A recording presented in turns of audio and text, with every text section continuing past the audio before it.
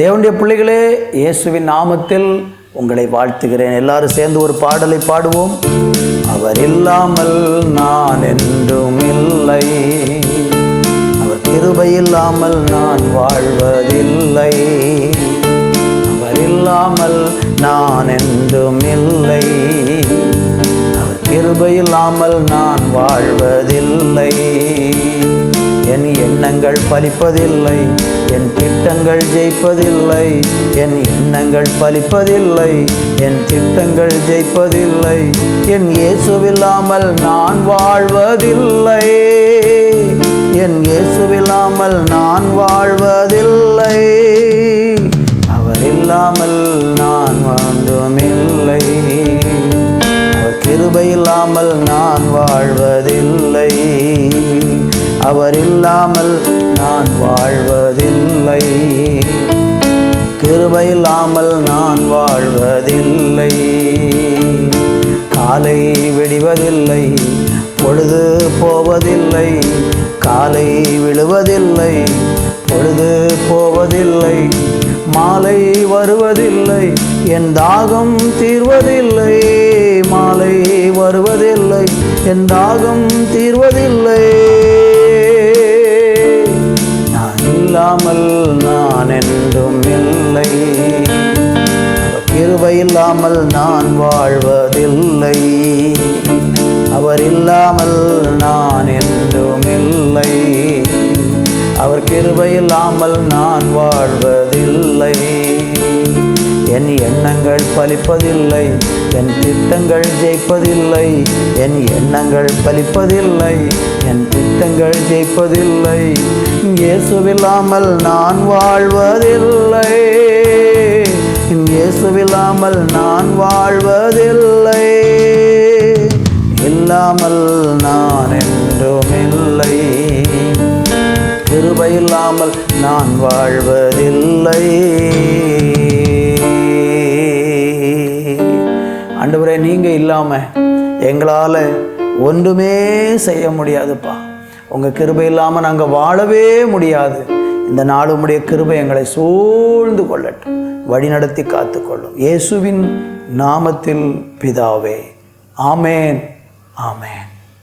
யோவான் எழுதின சுவிசேஷம் 15ஆம் அதிகாரம் 5வது வசனத்தை நான் வாசிக்கிறேன். நானே திராட்சை செடி, நீங்கள் கொடிகள். ஒருவன் என்னிலும் நான் அவனிலும் நிலைத்திருந்தால் அவன் மிகுந்த கனிகளை கொடுப்பான். என்னை அல்லாமல் உங்களால் ஒன்றும் செய்யக்கூடாது. தேவனுடைய பிள்ளைகளே, இந்த வாசித்த வேத வசனத்தில் ஒரு வார்த்தை நம்மை சிந்திக்க தூண்டுகிற ஒரு வார்த்தை. என்ன ஆண்டவர் சொல்லுகிறார்? என்னை அல்லாமல் உங்களால் ஒன்றும் செய்யக்கூடாது.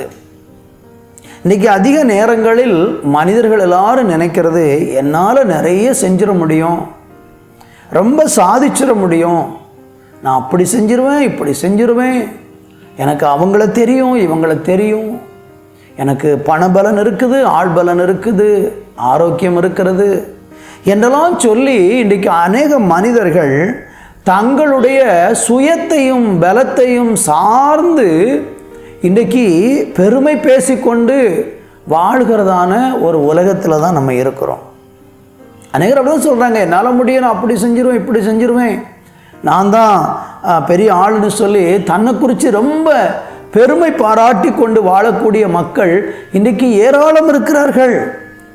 அவங்க சொந்த பலத்தை, சொந்த ஞானத்தை, சொந்த அறிவை, சொந்த ஆற்றலை இதையெல்லாம் பயன்படுத்தி உலகத்தில் சாதிக்கலாம் என்று ஓடுகிற மக்கள் இருக்கிறாங்க. அப்படி ஓடுறாங்க. ஒரு சில காரியங்களை இந்த பூமியில் சாதிக்கலாம். ஆனால் அதனுடைய முடிவு அவங்களுக்கு ரொம்ப துக்கமும் ரொம்ப வேதனையுமாக இருக்கும். நம்முடைய சொந்த பலத்தை நாடி, சொந்த அறிவை நாடி, நம்ம தெய்வீக ஆலோசனைகளை கேட்காம நம்முடைய மாம்சத்தில் நம்ம எடுக்கக்கூடிய எல்லா முடிவுகளுடைய பின்விளைவு பயங்கர வேதனையாக இருக்கும். இன்றைக்கி பாருங்களேன், வாலிப பிள்ளைகள் திருமண வயது எட்டும்போது அவங்க பெற்றோர்களுடைய ஆலோசனையவோ ஊழியக்காரங்களுடைய ஆலோசனையோ கேட்காம சுயமாக அவங்களுக்கு தோன்றக்கூடிய விருப்பப்படுகிறவங்க கூட திருமணம் பண்ணி என் வாழ்க்கை நல்லா இருக்கும், நான் பெரிய கொடிகட்டி பறந்துருவேன்னு சொல்லி இன்றைக்கி அநேகர் திருமணத்தை சுயமாகவே முடிவு செய்து திருமணம் பண்ணிட்டு வாழ்நாள் ஃபுல்லாக அழுது கொண்டு இருப்பாங்க. நாங்கள் கர்த்தருடைய ஊழியக்காரனாக இருக்கிறதுனால அநேகர் இப்படிப்பட்டவங்களை சந்திக்கிறோம். அழுகிறாங்க, அந்த வாழ்க்கை வேண்டாம்னு சொல்கிறாங்க, வெளியே வரணும்னு விரும்புகிறாங்க, முடியலை, கண்ணியில் அகப்பட்டு விடுறாங்க. இன்னும் பணத்தையும் பொருளையும் ஆழ்பலத்தையெல்லாம் பயன்படுத்தி எதையெல்லாமோ பூமியில் சாதிக்கலாம்னு நினைக்கிறாங்க. அது எல்லாம் அவங்களுக்கு கடைசியில் கண்ணியாக மாறுகிறது, வேதனையாக மாறுகிறது. என் அன்பு தேவனுடைய பிள்ளைகளே, நாம் இந்த பூமியில் வாழும்போது ஆண்டவரை சார்ந்து வாழ பழகணும். நம்ம கையில் பணம் இருக்கலாம், நமக்கு ஞானம் இருக்கலாம், திறமை இருக்கலாம், என்னதான் இருந்தாலும் ஒரு காரியத்தை நம்ம எல்லாரும் ஒத்துக்கொள்ளணும்.